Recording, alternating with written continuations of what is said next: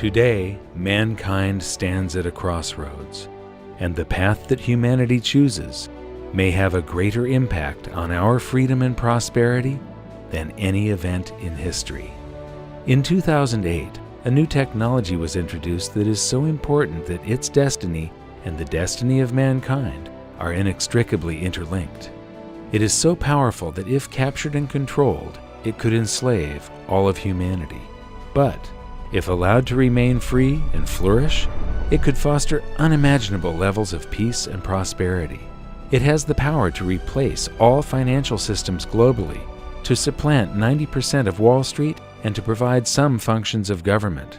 It has no agenda. It's always fair and impartial.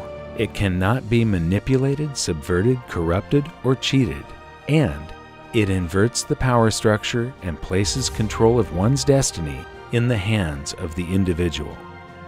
In the future, when we look back at the 2.6 million year timeline of human development and the major turning points that led to modern civilization, the creation of farming, the domestication of animals, the invention of the wheel, the harnessing of electricity, and the splitting of the atom, the 60-year development of computers, the internet, and this new technology will be looked upon as a single event, a turning point that will change the course of human history.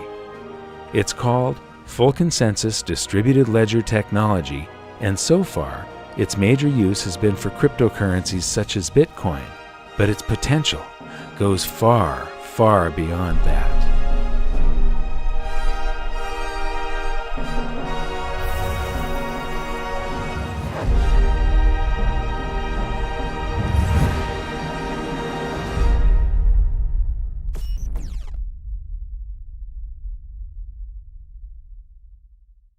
Hi, I'm here in Washington, D.C. across the street from the Federal Reserve because I'm really excited about something.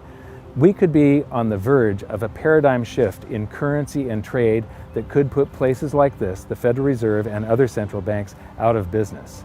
In our 4th episode of Hidden Secrets of Money, we called upon the viewers to join a discussion to develop a new world monetary system. And the people that put forth the most logical and compelling arguments were the cryptocurrency and Bitcoin people. So I'm here at a massive Bitcoin conference that has drawn experts from all over the world, and I'm going to be hanging out with them, asking a lot of questions, developing my own opinion. I'd like you to develop yours because this could be something that changes the world.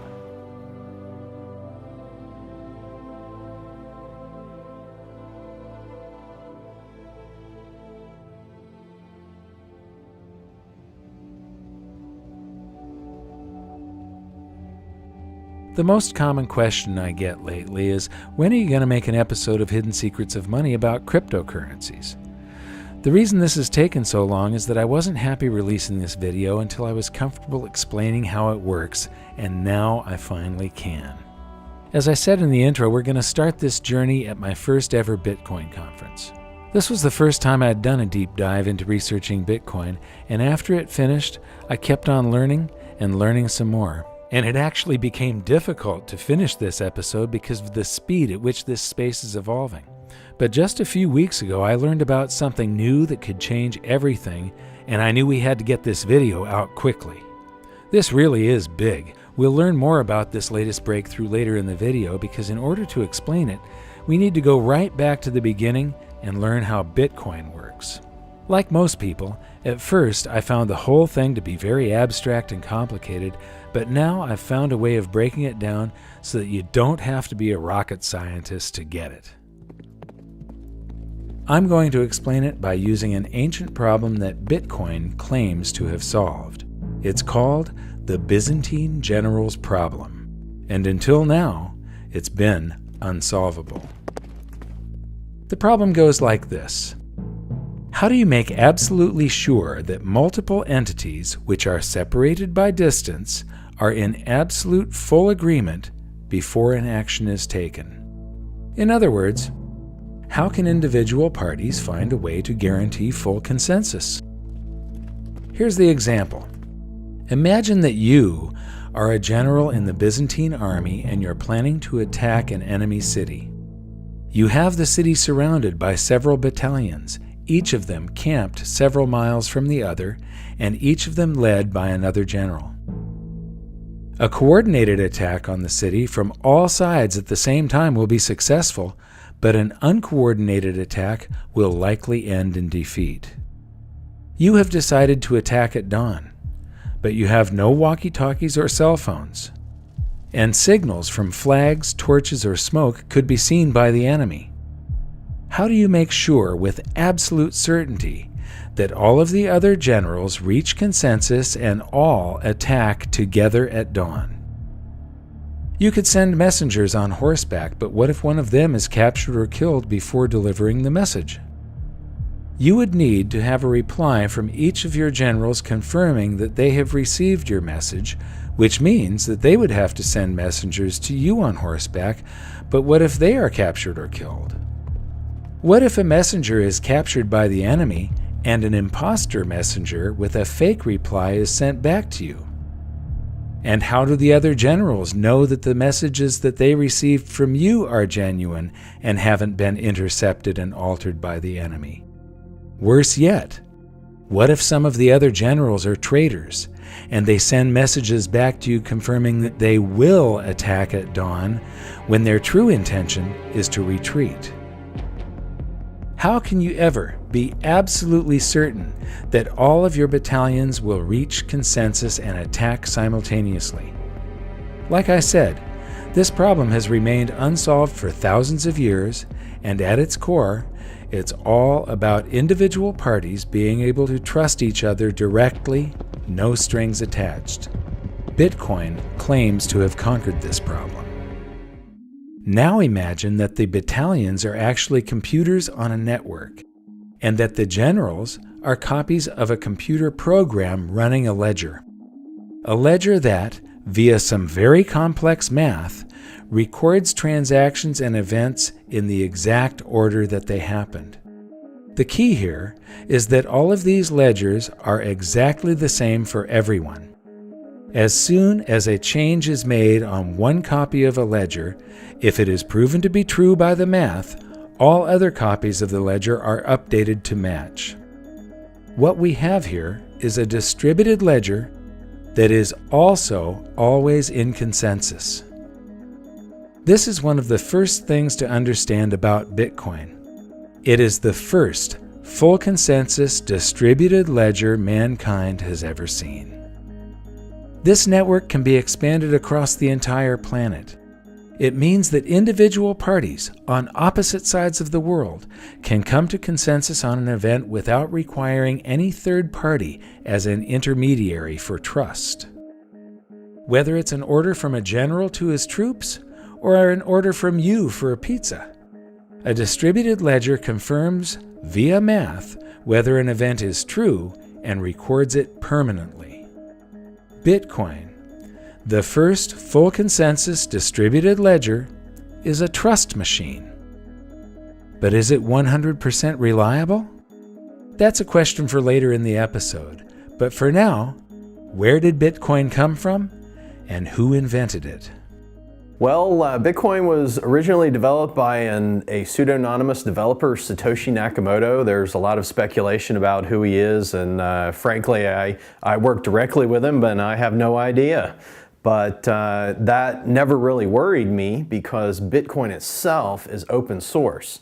And so any engineer can evaluate the Bitcoin source code, evaluate the Bitcoin cryptography, and understand and trust the software. So you don't have to trust who wrote it, you trust the software itself. And so that was one of the big reasons why Satoshi chose open source for Bitcoin, is so you can have trust in the system. You don't have to trust who he is. I don't know who Satoshi Nakamoto is. I also don't know who Euclid was. Might have been some dude in Sicily a few years BC, but we don't really know. We have some historical records that tell us that Euclid was someone who invented geometry in the ancient world. But it doesn't matter. Euclidean geometry works whether I know who Euclid is or not, whether Euclid was a nice guy or an evil person, Euclidean geometry simply works. It's completely independent of its creator. And if we didn't know who invented the electric motor or the radio or any of these core technology developments, electricity, so what? They still work. You don't have to have any appeal to authority. We don't have to worry about the motives. Now, in a centralized system where someone is in control, it matters who is behind the curtains. It really matters who is in control. It matters who invented it because they remain in control, or they might have a secret way of controlling it. Bitcoin is wide open and no one is in control, and everyone can see exactly how it works. So how does it work and what's the point? Cryptocurrencies like Bitcoin allow people to transact with each other using the internet anywhere on Earth. Instead of having an account number like a checking account or a credit card, cryptocurrencies are much more secure because they have a public key and a private key. It's like having two account numbers, one for deposits and another for withdrawals. You'll often see them displayed as a string of characters or a scannable code. This level of security means that you could put your public key on a billboard if you wanted to, and your funds would still be secure. The only thing other people can do with your public key is send funds to you. It's your private key that gives you access to your funds. As long as you keep control of your private key, your funds are absolutely safe and theft and fraud are virtually impossible. But, just like cash in your wallet, you need to keep it safe to prevent it from being stolen. Its security is entirely your responsibility. Cryptocurrencies can also give you privacy. Just like cash, you don't have to disclose any personal information when you spend them. By contrast, a credit card has your name, account number, and expiration date. These act like a public key, but the equivalent of your private key, your signature and security code, are displayed in plain sight. This is just plain stupid. I've toured 5 national money museums, and while I was at one of them, I saw a group of young students on a school outing. I can just imagine that someday in the future, a group of kids will be standing around the credit card display, pointing and laughing at the incredible stupidity of the system we once used. And this is the point. Cryptocurrencies are light years ahead of our current technology. Since Bitcoin was the first cryptocurrency, I'm going to use it as our example, and I'll expand on our earlier description of a distributed ledger. But first, where does Bitcoin get its value? Bitcoin is brand new to mankind in that it's both a currency and a payment network simultaneously. And this is where Bitcoin gets its value. The immense network of computers all around the world running the Bitcoin distributed ledger.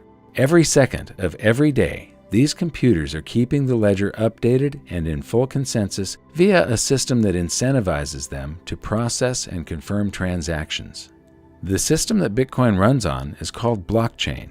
Think of it as a modern version of an old-fashioned bookkeeping ledger, but instead of a handwritten list of entries and calculations, a blockchain is a digital list of entries and calculations. A block is simply a bundle of transactions. Think of a block as a whole page of transactions in the old-fashioned ledger. A blockchain is just a chain of blocks. It's the same as a whole series of pages in the old-fashioned ledger. Easy, huh? Here's how it works. The Bitcoin blockchain actually exists in every one of the millions of computers on the network as exact copies of each other. However, for this example, so that we can zoom in and you can really see just how a blockchain works, I'm going to show it as one giant blockchain in the middle of a small network of computers. Let's follow a pizza transaction with Bitcoin. When the transaction occurs, it first appears on the network in a pool of unconfirmed transactions, along with thousands of others from all around the world. Millions of different computers from the network then gather some of these transactions and place them in their own blocks. The computers are all creating blocks constantly in the hope that theirs will be the next one added to the official chain. A new block is added to the chain every 10 minutes or so, when one of the computers wins the right to have its block recognized as the next in the chain and is rewarded with a prize of newly created bitcoins. The way a computer wins the prize is by trying to guess the answer to an extremely difficult math problem. In fact, The problem is so difficult that even with millions of computers making guesses billions or even trillions of times per second, it still takes roughly 10 minutes to find the answer. Once one of the computers guesses the correct answer and wins, all of the millions of computers on the network that did not win are instructed to throw away all the work they have done, update their ledgers with the block from the winning computer, and start again with a new math problem. In doing so, the computers use an immense amount of power and cost a literal fortune to run. So why do they do it? Because it can be very profitable. This is where the term mining for bitcoins comes from. Instead of striking gold by mining for precious metals in the wilderness, these computers are hoping to strike Bitcoin by mining precious numbers on the blockchain. But when these millions of computers are selecting transactions to go into their blocks, they aren't all selecting the same transactions, and not all the blocks are the same size. Some contain more transactions, some contain less. When blocks are thrown away, the transactions they contain go back into the pool of unconfirmed transactions. This means that the probability of a transaction being confirmed and staying in the order it was confirmed in is not absolute, but it becomes more of a certainty every 10 minutes as new blocks are added. In fact, for very large transactions, it's suggested that you wait for 6 or more blocks, about 60 minutes, to be absolutely certain that a payment is permanent. So why is it so slow? Why is your pizza cold before you own it? Interestingly, the system is slowed down on purpose, and here's why.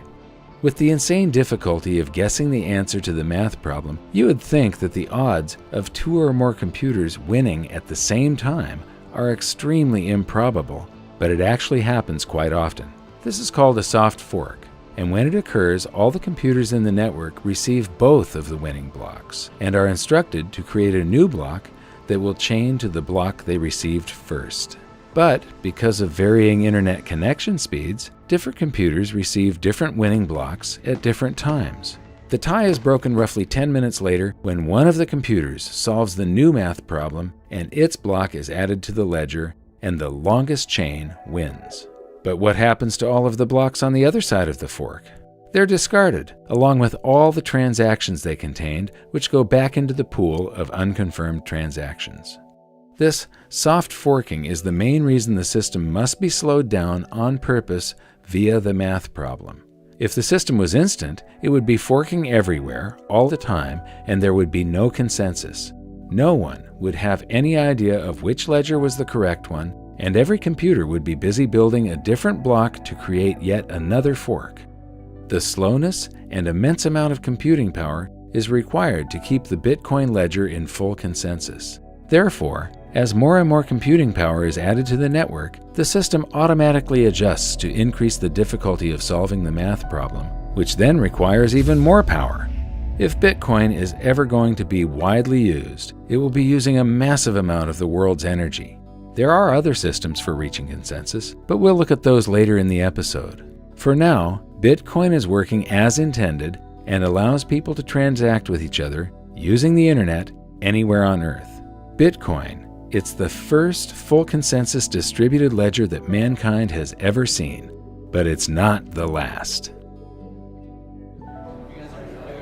I'm here at the conference with Eric Grill of Coin Outlet, and I'm going to buy some of my very first Bitcoins right now. And so Eric's going to show me how to do this. He's going to tell me this is a paper wallet. That's correct. So I can load this paper currency that's inside this little Ziploc here with Bitcoins. And so I'm going to take a $100 bill and hold that for a second. So what am I supposed to do with this now? You'll scan your public address into the In QR there? code, yes. Okay. And pull it out when it beeps. Okay. Okay, it beeped. Awesome. It'll show your balance. And okay. Now you can deposit your money. And okay.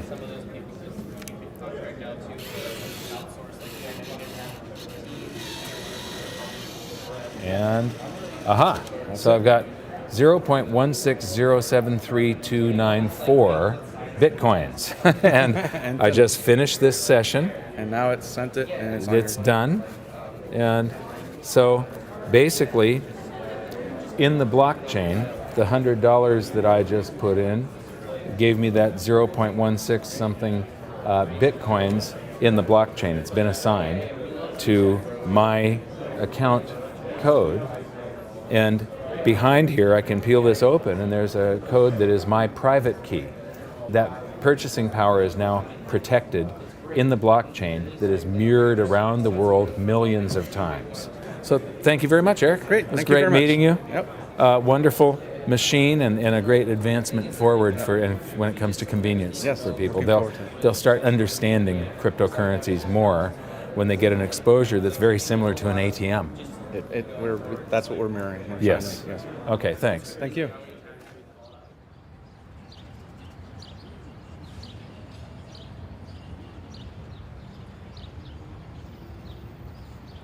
So I've spent a day at the conference now, and I wanted to come and sort of elaborate on some of the things that I've soaked up.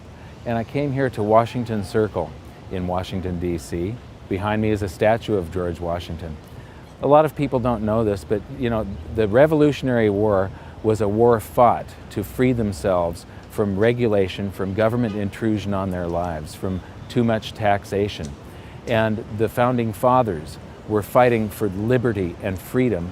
And at the end of the war, George Washington was in control of the armies of this continent and could have crowned himself emperor, but instead chose to resign his commission and retire to private life, giving us this gift of a free republic. One of the things that I'm getting from this conference is that a lot of them are worried about regulation. And so it's this same revolution being fought all over again. They're worried about regulation. They can't actually stop transactions with cryptocurrencies, but they could come and try and punish us afterwards and make it less likely to be used. And this is a tool that could free humanity. It's an amazing leap in technology, an amazing leap in the potential evolution of mankind. And so if this battle is lost and governments do succeed in trying to regulate the cryptocurrencies, it would be like losing the Revolutionary War. This stands for everything that the Founding Fathers stood for: the belief in freedom, liberty, and the individual choice and responsibility for your own actions.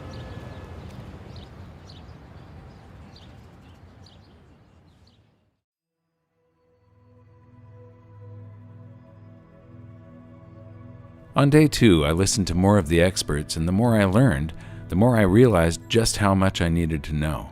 Even once you know all the technical details about Bitcoin, there's still a lot to learn about keeping your funds secure in the real world. One of the most interesting things I found out is in the early days of the internet, they were actually paving the way for something like Bitcoin before they even knew what it would be. So when the first web browser was built, there was a 404 error, page not found, and there's also a 402 error, payment method not specified. So back when they originally built the web browser, they were thinking about the time when they would eventually discover the technology, create the technology to transfer value over the internet. They didn't have the technology back then, but they still had the foresight that eventually we would get there. Well, now we're here. Bitcoin is a solution to that. You know, it's hard to isolate what in particular about Bitcoin is so amazing, but if I had to name one thing, I would say it was the distributed network. This is kind of an amazing thing because it's essentially immortal. It can exist, you know, in trillions of copies all over the world. What that means essentially is that it can't be destroyed. I mean, you could apply every regulator, every bureaucrat, every politician, every central banker in the world, assign it to destroy the blockchain, and they could spend, you know, 24/7 doing this, smashing copy after copy after copy, and destroy trillions of copies. But so long as there's one left somewhere, and there always will be, it can reproduce itself instantly and come into existence of billions and trillions of times over again, virtually instantly. What this means is that the blockchain itself is more powerful than all the governments in the world combined many times over. This is huge. We've never had a tool this powerful to beat back the despots of the world. Throughout most of the convention, I couldn't find anybody that shared a few of the concerns that I have about Bitcoin, such as being a deflationary currency. That was until I met Chris Ellis. Chris, tell me about the concerns that you have. So, Bitcoin right now is still an experiment, as are most cryptocurrencies, and the price is mostly supported by a speculative sentiment. And that's because markets are forward pricing mechanisms. People are looking at the information and they're buying on the basis of what they believe other people will do in the future with that information. And I think that a lot of people, having spoken to a lot of merchants as well, they are telling me anecdotally that people are not spending their Bitcoins. So I am concerned. I think the economic side of Bitcoin is probably the weakest. That's why we need a lot of these alternative cryptocurrencies to play around with some of the parameters. But we should consider this an experiment for now. Mm-hmm. One of my concerns is that in a deflation, velocity slows down because your currency is going to be worth more tomorrow than it is today. And so people have a tendency to hoard currency in a deflation, like the Great Depression, for instance. Bitcoin is going to have so many coins per month released, and then that level drops every year or 4 years? 4 years, yeah. Until it gets to a level where it reaches 21 million coins and it stops. Yes. When it stops, I have two concerns. One, the Bitcoin mining that people are doing is what encourages them to leave computers running all over the planet, and that's what makes Bitcoin work. Now, I know there's a small transaction fee, and if velocity, the number of transactions, picks up enough, then the transaction fee is a reason to leave your computer on.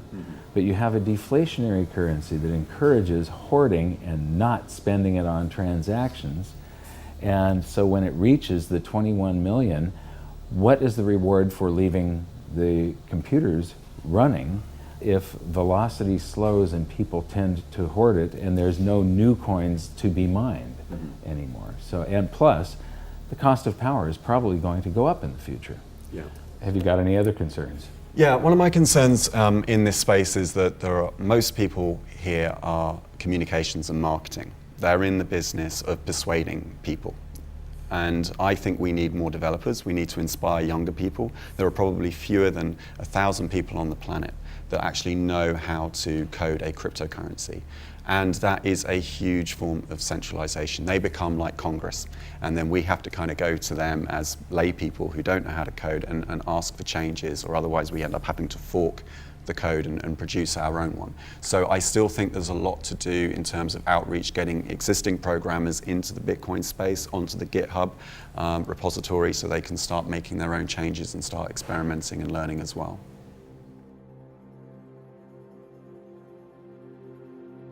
So what have I learned in the past few days about Bitcoin and other cryptocurrencies?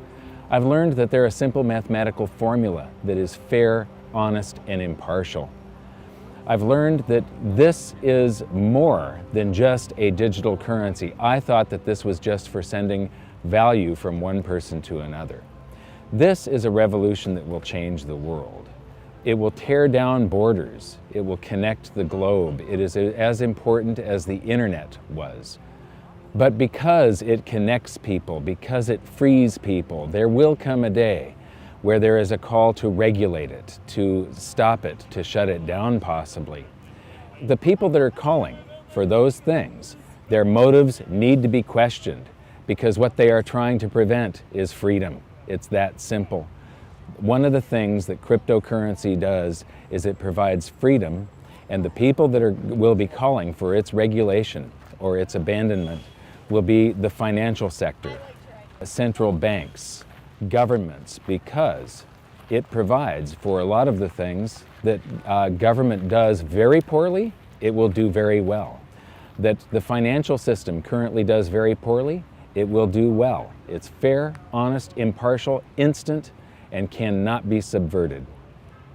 The only caveats are that Bitcoin has first mover advantage. It's the largest one, but it may not be the one that succeeds.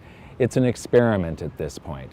But the important thing is that the genie is out of the bottle. Freedom is on its way to us right now. We can all support it, or we can let it languish. and I think that this cannot be stopped. So am I going to sell my gold and silver and convert it all to Bitcoin? Absolutely not. Bitcoin, as I said, is an experiment. There is a possibility that these things could go to zero before they're fully developed. There's a possibility of some sort of catastrophic failure. Right now, it has proved very robust and unhackable.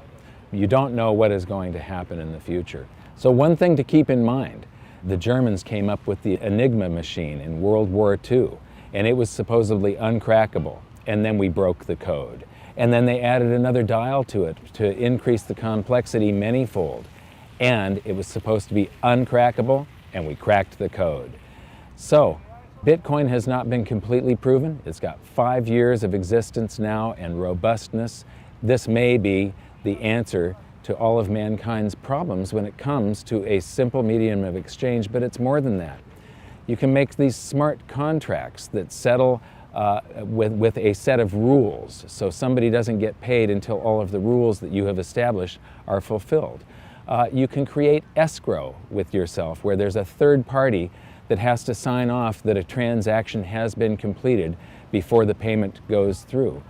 They're working on things where you can take delivery of something continuously and pay for it as you use it. It would be like paying for the internet for every second that you're using it only, or paying for the gas that's delivered to your house. Instead of monthly, you're being billed per thermal unit, and with no frictional costs involved. So this adds up to efficiency.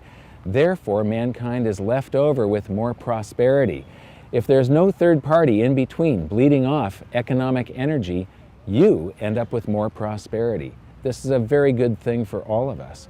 And because it is so fair and impartial, there's less of a need for the court system. There's less need for government and rules and regulation and people to enforce all of this stuff. In the future, there will be less need for Wall Street. That Wall Street does not realize it yet, but they are antiquated dinosaurs of the past about to go extinct. You can attach stocks and bonds and things such as that to cryptocurrencies, and companies could now do IPOs just on the internet. They do not need Wall Street anymore. They don't need a third party like Goldman Sachs or some other big brokerage house taking a cut. There's no need to worry about corruption because the code cannot be corrupted. I do know that I am going to be putting some of my capital into cryptocurrencies from now on and supporting this movement and helping to push the freedom of mankind forward. And here's something else. The reason that people buy Bitcoin is the same reason that people buy gold and silver. It's an alternative to all of the other currencies, the fiat currencies that are being printed into oblivion on this planet right now, and they eliminate the need for third-party trust. You don't have to trust somebody else with your Bitcoins, you only have to trust yourself. You don't have to trust somebody else with your gold and silver, you have to trust yourself. So the reasons are the same, and so I would encourage every precious metals investor to investigate Bitcoin and the other cryptocurrencies, and I would encourage every Bitcoin and cryptocurrency user and investor to investigate precious metals. I'm going to hold both. I look at the cryptocurrencies as a very speculative, volatile, and potentially risky play. I look at gold and silver just like savings. I see them as something that has never failed in 5,000 years. They are proven, and I see them as extremely undervalued compared to the morass of fiat currencies on this planet at this point. So when I came here, I expected to find nothing but a digital payment system. And what I found is a technology that can revolutionize the planet. If the founding fathers of America were standing here beside me, they would be fighting for this revolution.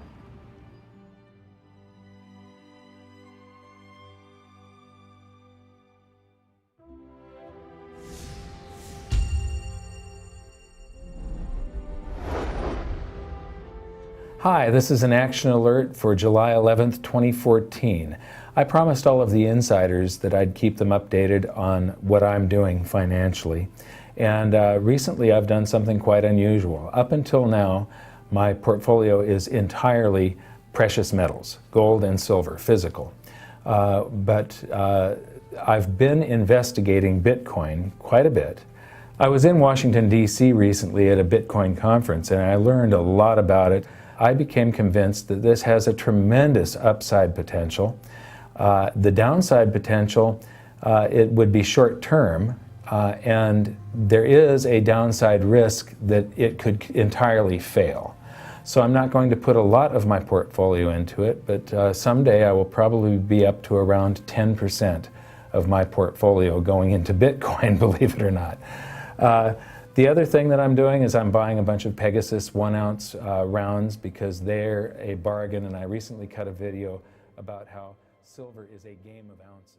One of the things I didn't get around to during the conference was talking to retailers about their experience of accepting Bitcoin as payment.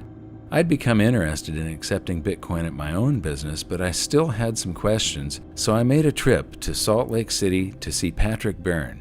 Now, this is a guy I've really got respect for because he understands monetary history, economics, and the frictional nature of our current monetary system and Wall Street. So I know that you're in a fairly low profit margin business, being an online retailer of discount goods. I too am in a very low profit margin business. You've been taking Bitcoin. You're one of the first large businesses to adopt Bitcoin. The first. The first. Large business. Excellent. What is your recommendation for me? Well, we have publicly, you can look in our public filings, our gross margins are in the high teens, which is quite low for a retailer, and our operating margin is a little over 1%, 1.2%. And of course, to take people's credit cards costs about 2 or 3 or 4% for most businesses. If you start doing sales in Bitcoin and it saves you, say, 3% on your expense, those sales, instead of being 1% net margin, go to 4% net margin. So it's really, especially if you're a tight margin business, it makes a lot of sense to accept Bitcoin and avoid those credit card processing fees. Those credit card companies and that part of the financial industry really has an amazing ability to sit on the exchanges you're making with the public and extract. They're basically extracting the entire profit margin for themselves. And Bitcoin ends that. Cryptocurrency ends that. So it's a frictionless system. Frictionless system, but you can, the empire is going to strike back no matter what they're saying. I think the financial industry is quite sorry they didn't do more to put a stop to Bitcoin, kill it in its cradle. Now that it's getting some momentum, they're not able to. That's their entire business model, is to be in that position where they can extract rents through their monopoly or oligopoly. And Bitcoin ends that. So it's really an arrow right at the heart of their business model. If you don't trust the financial system anymore, there's basically 2 ways of checking out. You can buy gold, physical gold and silver, and get it somewhere safe where it can't be taken from you. And the other solution is to get into the crypto revolution.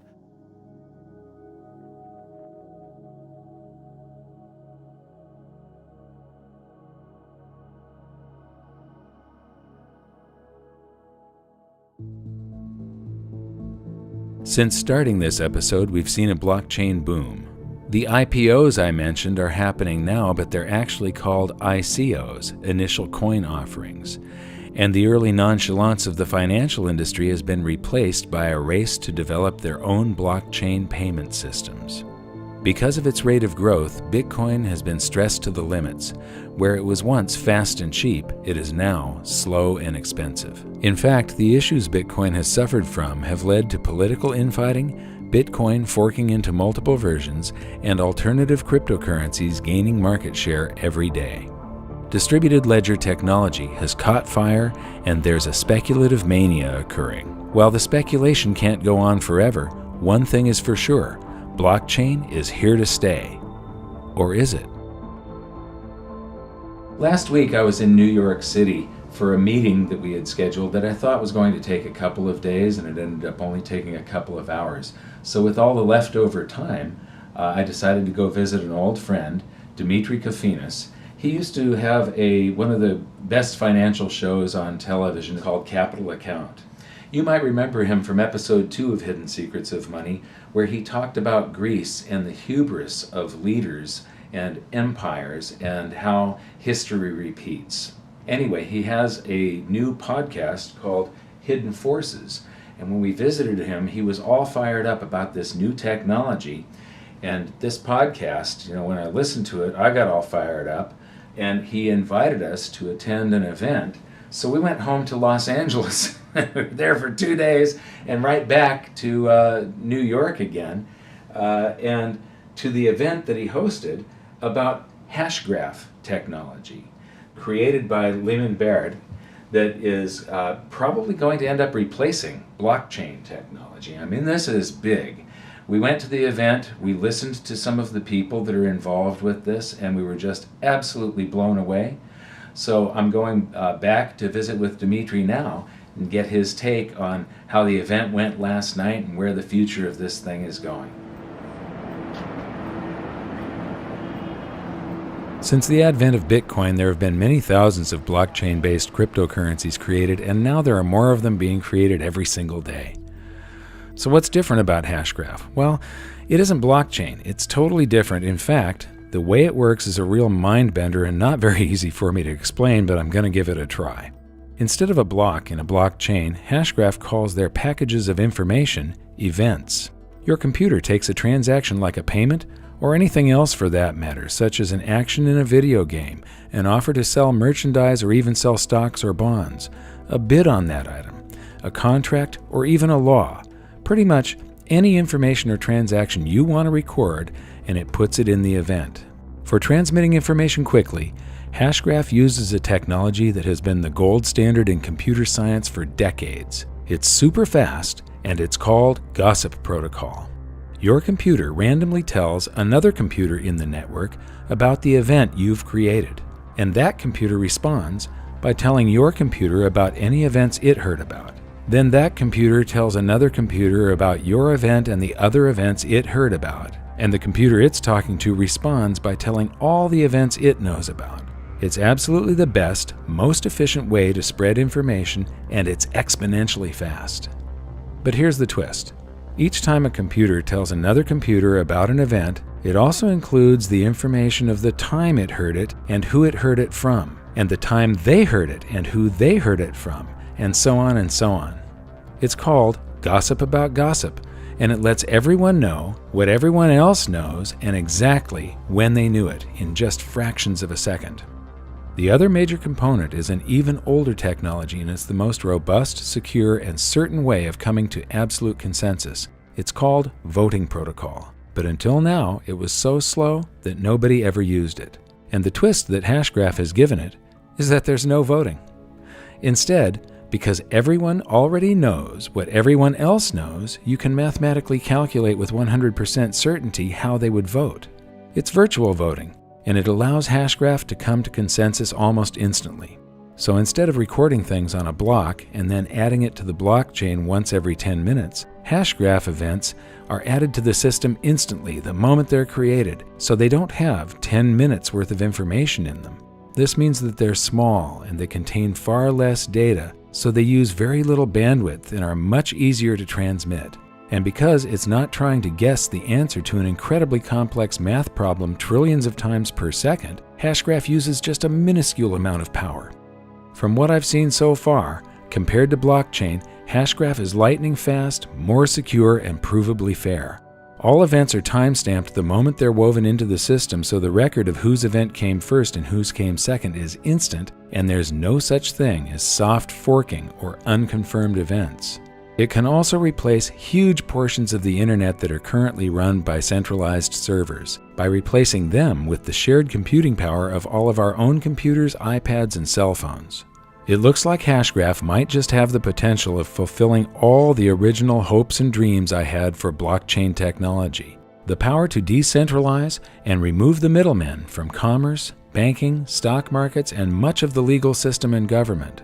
With the speed at which this technology is evolving, the future is looking bright, and Hashgraph is the perfect example of just how fast things are moving in this field.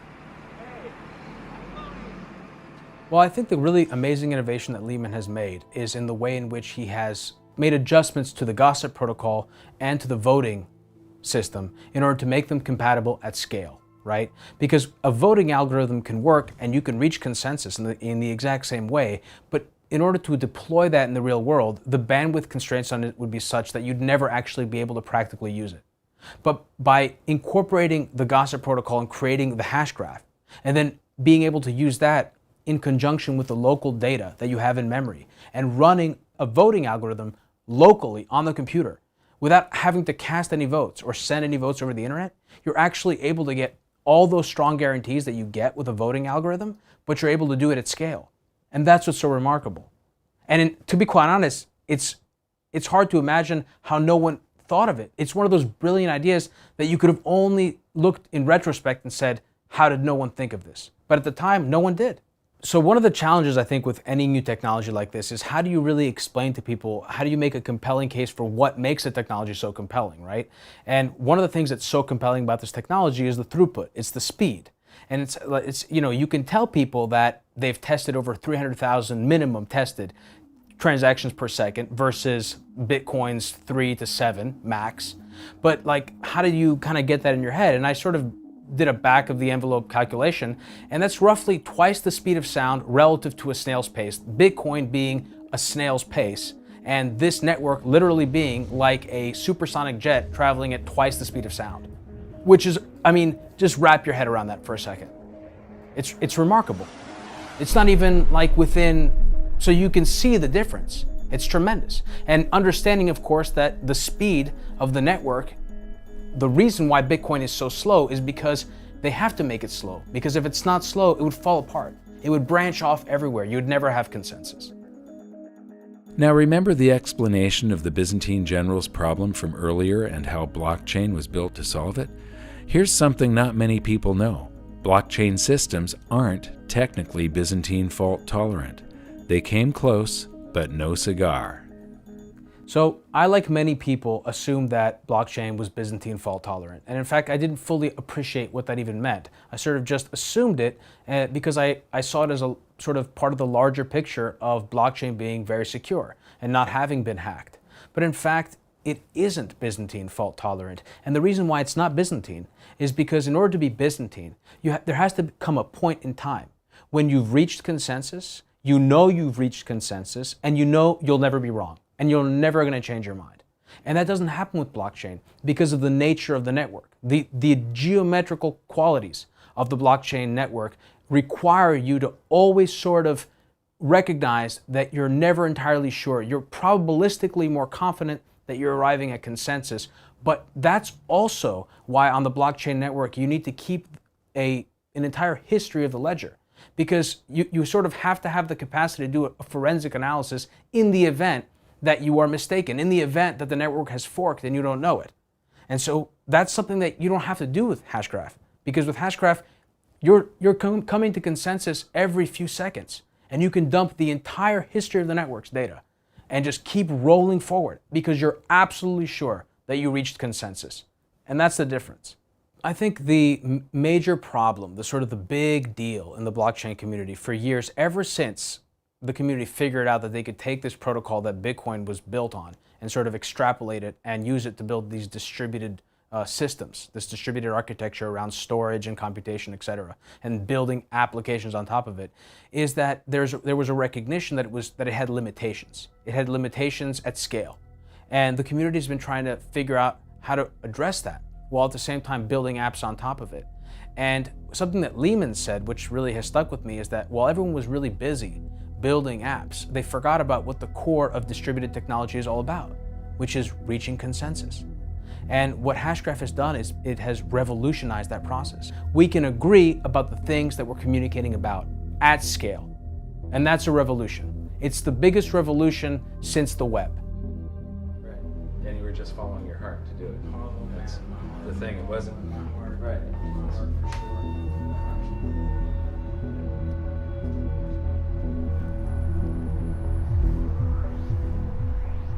So we've been looking at this amazing new technology for about a week now, and what I find so incredibly amazing is that it holds the promise to solve all of the problems that the other distributed network ledger systems have. Bitcoin, once it started to scale up, it turned out that it used an immense amount of energy to run the system. And also, as it scaled up, it became slower and slower and slower to where it was no longer a currency. It was basically a speculative vehicle. People could make some gains in purchasing power on it, but it wasn't something that you could stand in line at a Starbucks and pay for a cup of coffee for. A friend of mine just did a transaction that took 4 hours for confirmation. And so this is incredibly fast, pretty much instantaneous. The number of transactions that it can process per second is mind-boggling compared to Bitcoin, and it uses almost no power. So it solves all of the issues that I had with Bitcoin. There's a lot of different cryptocurrencies now, and many of them are engineered to either be faster or to be more sound and robust, but everything has a set of trade-offs. And so whatever feature that they want to offer, they have to give up something else. So the really fast ones, if they want them to still be fast once they're scaled up, they're more vulnerable to some sort of attack or hacking. The ones that are less vulnerable to attack and hacking have the problem of scaling. They're going to be slow. Speed, fairness, where the transactions are recorded in the absolute order that they came in. Some cryptocurrencies offer you the ability to pay extra to have your transaction mined first, and that really isn't fair. A distributed ledger should be recording everything at the absolute time of event, and then full consensus is reached, and there's no argument, no going back. This is set in stone forever. So now we're actually on our way to talk to some of the team at Hashgraph and learn more about this.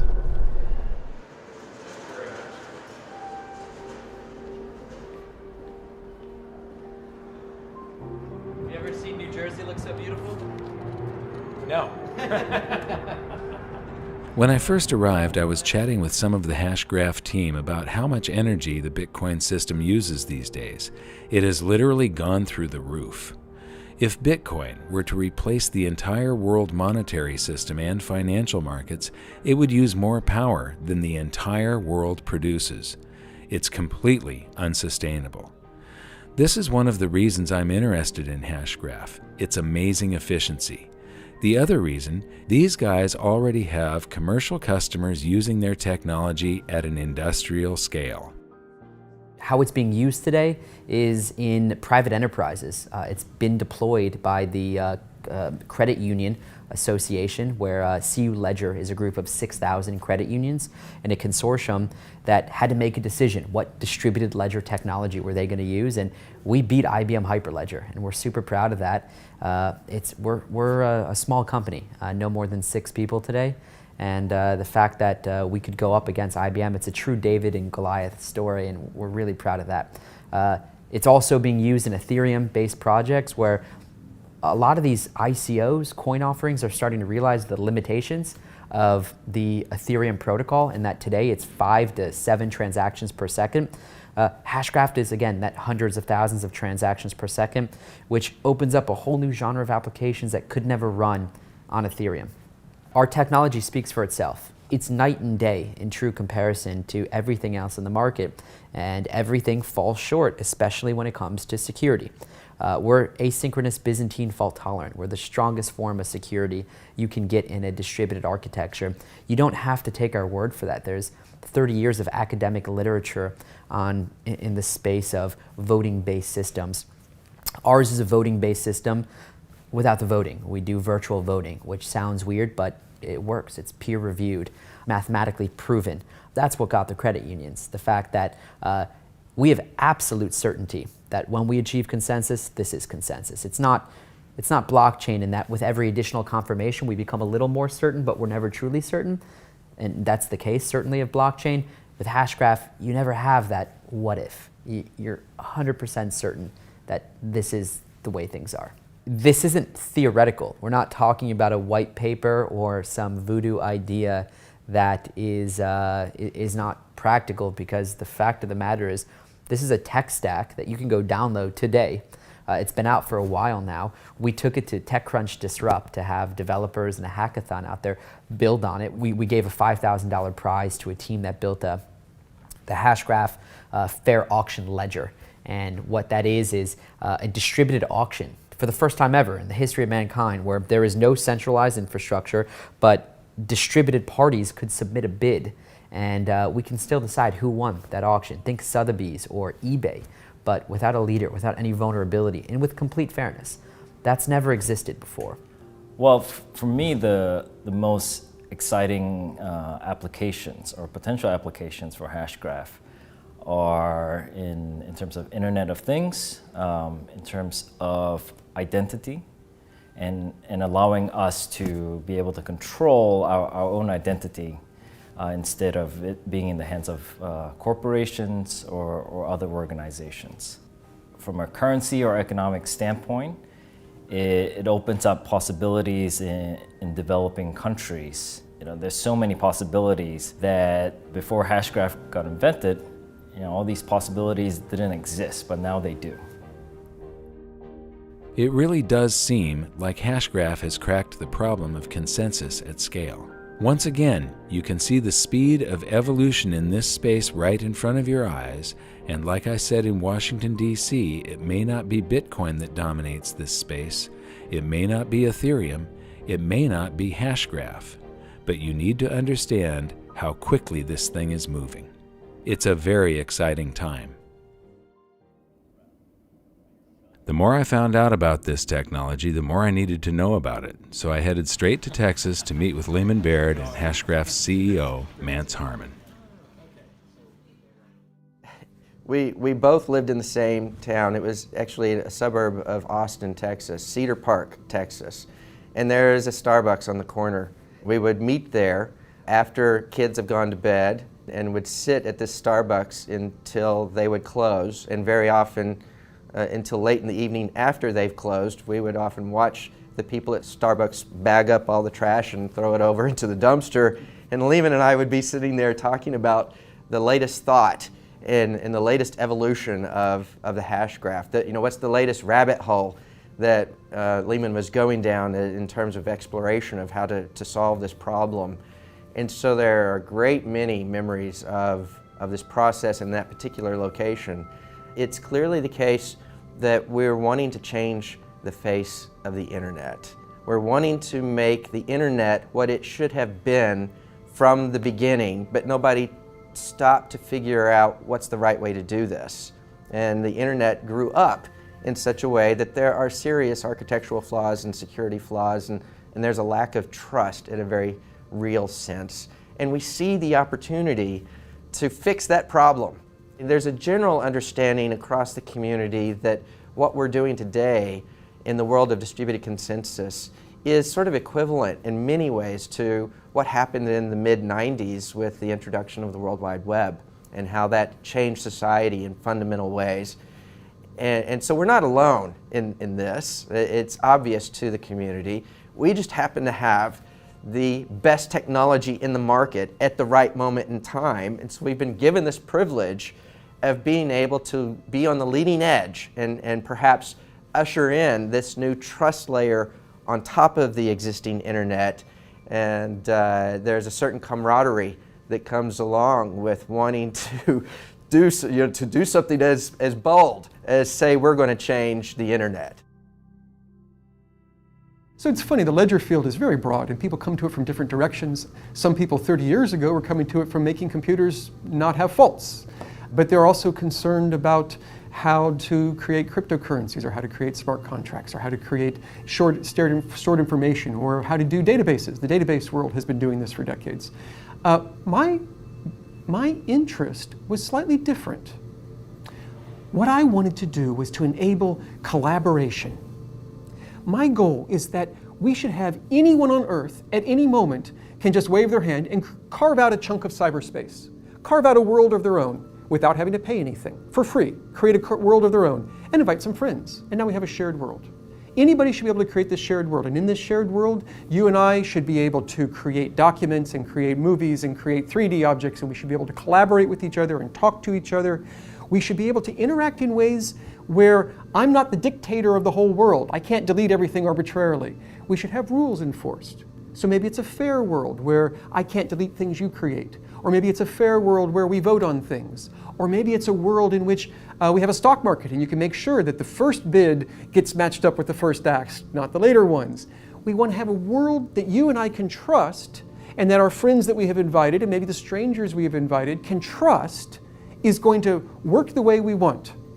And we can trust that if my computer dies and is erased, I can get all the data back. The data will never disappear. But to do it totally for free, no server involved, just the computers of the people involved, with complete trust without having to trust any one person in any way, and be able to have this shared world that has the fairness and then the speed. I mean, I want to be able to play games in this world. So I want a ledger where I'm recording every single time a person moves or shoots or picks something up. You want to be able to do a game at, we're talking hundreds of thousands of transactions per second maybe. We want huge speed, and we want complete security.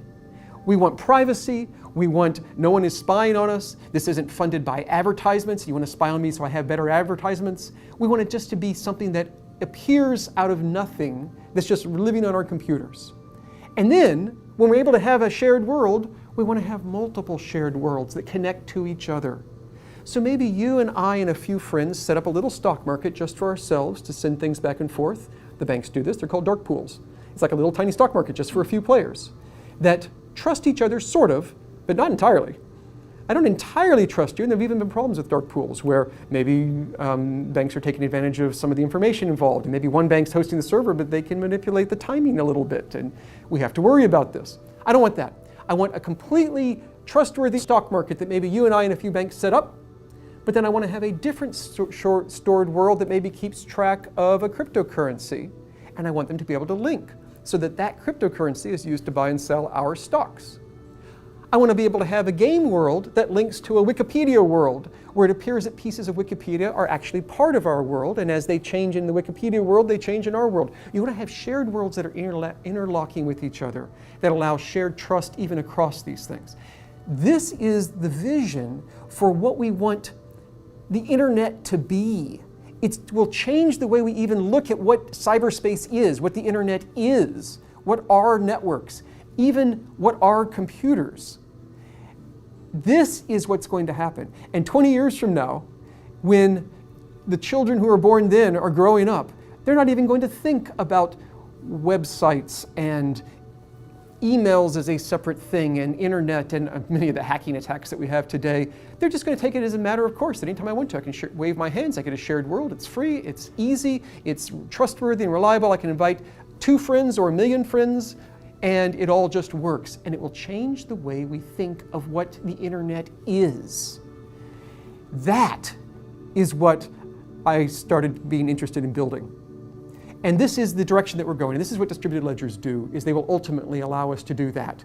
And there's a lot of rough edges. We have growing pains in distributed ledger technology today, but we'll get over the growing pains. We will get to a world that really is fast and secure and fair, and we will be able to then have this vision of shared worlds, big public ones, little private ones, everything connected. That was the idea. That was 5 years ago. So I like playing with math. So I kept playing around with how would you do it, and I convinced myself, yeah, it's impossible. You can't do that. There's no way that you can have really high throughput because, and also have all these security and fairness properties. You just can't do it.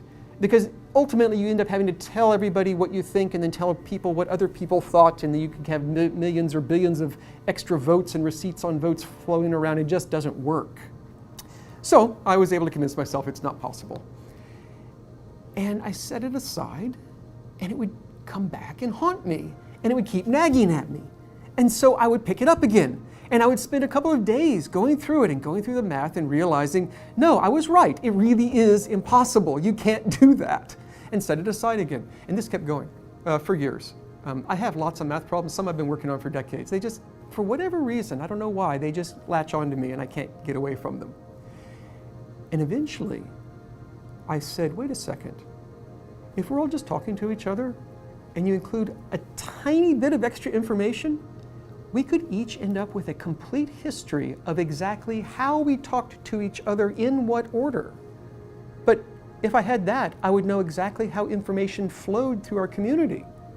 I would know what you know. I would know when you learned it.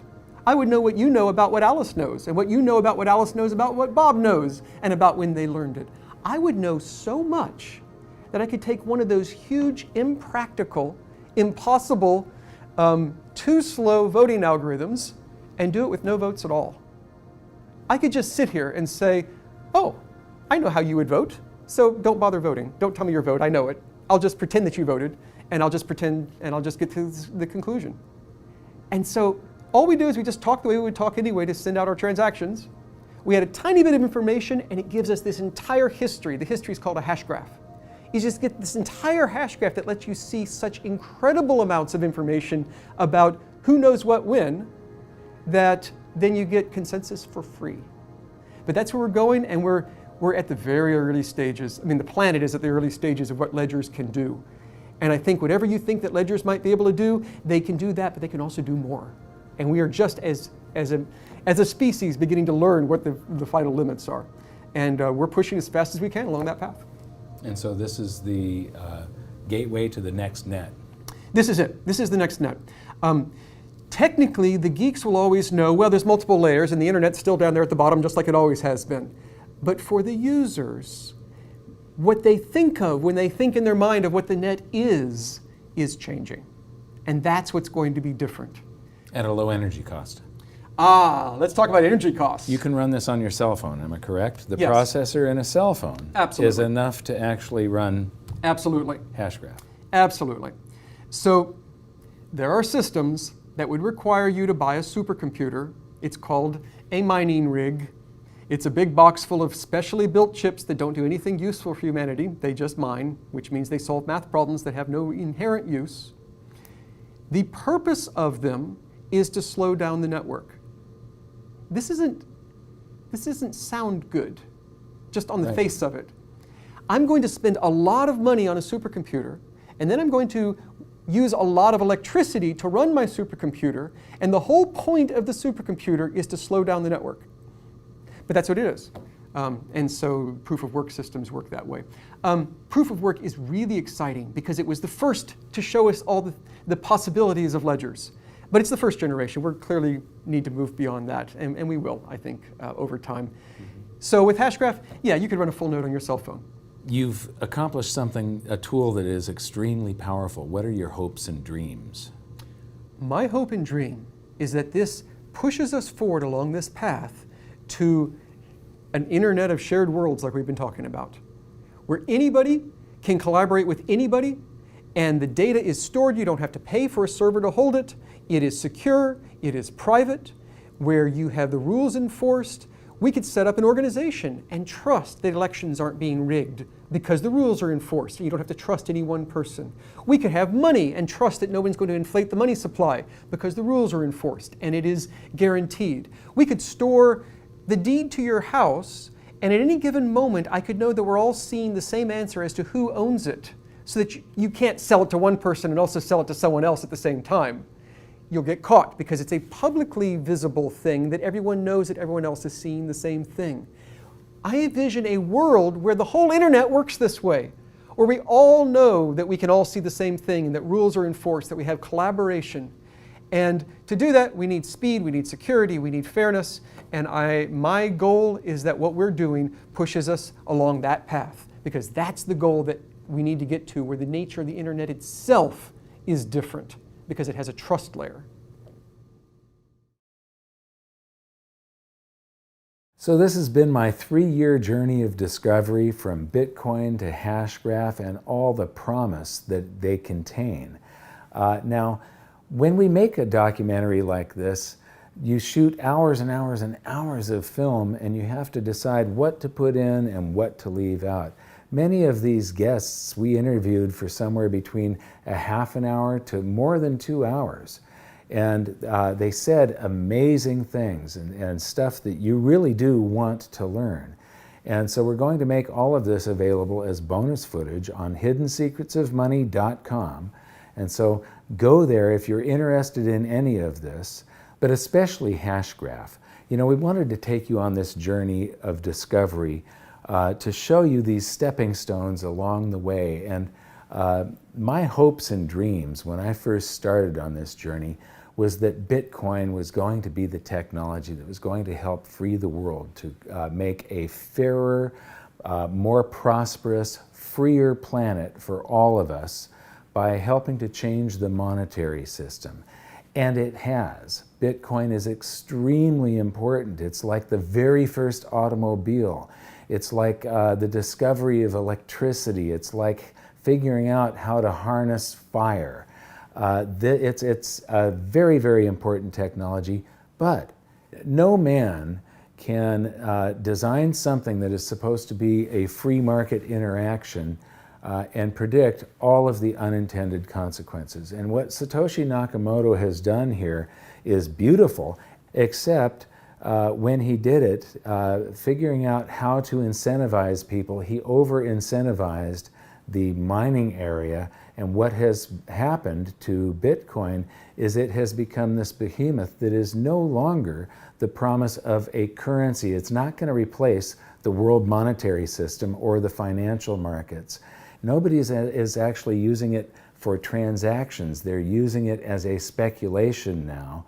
And so it isn't living up to the original promise of what Bitcoin was supposed to be. Hashgraph might. We have yet to see. Right now, none of the blockchain technologies that I know of can run markets where it's got to be absolutely instant and absolutely fair. Hashgraph can provide these things. You know, the people on Wall Street were sort of like dinosaurs looking up at an asteroid and not realizing what was coming. Suddenly, everybody in the financial sector is scrambling to try and figure out how they can get a cut of this. And one of the things a lot of the Wall Street people don't realize yet is that a lot of them are already obsolete. Now, Hashgraph, because it's patented, there's no token that you can buy right now. It's a platform. It's just like the blockchain. It's something that underlies applications that will be built on top of it. So, but this, the part that underlies those applications, this is a revolutionary trust layer that speeds everything up, conserves energy, and turns the internet into something completely different because it's completely decentralized. As far as government and the financial system, we have seen a tremendous change since the founding of the United States of America. It was founded on freedom, and what we've seen is more and more control by government and the financial system inserting themselves more and more and more between individuals that want to transact with one another. Now, the powers that be are not going to want to go down without a fight. And this does have a potential to supplant most of what they do, to take away much of the power. And that's really what I would like to see. And so this is my great hope and dream. But we're not out of the woods yet. We have to keep pushing this forward, and please support it. This is something that everybody should get involved with, and everybody should spread the news on it if you want it to succeed. Just like the beginning of this episode, these technologies really do have the power to enslave or free mankind. It's going to be one or the other. There is no middle ground here. And right now, we have the opportunity to choose. This is a decisive moment in history. The future of mankind depends on what you do. So, learn as much as you can about this space, all of it. Visit hiddensecretsofmoney.com and watch the bonus features, especially the stuff from Lehman Barrett at Hashgraph. Share this video with everybody that you can, and until next time, thank you very much for watching. Good luck, and we'll see you next time.